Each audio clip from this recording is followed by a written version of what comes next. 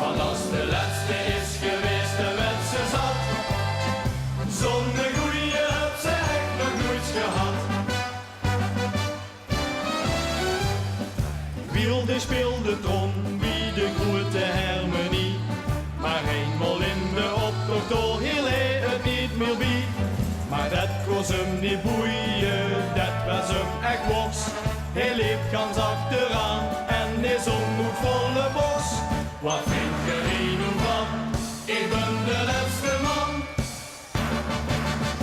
Want de laatste, dat is de beste. Die sluit hem echt goed af. Ja, de beste, die komt als laatste. Die geeft ik een aan. Want als de laatste is geweest, dan werd ze zat. Zo'n goeie heb ze echt nog nooit gehad. Knap een jurkje later, toen liep hij toch voorop. In de Polonaise met een muts op zijn kop. Nou dat was echt een wonjo, dat was echt heel leuk. Hij trok de ganse zaal rond en schreeuwde zijn spreuk.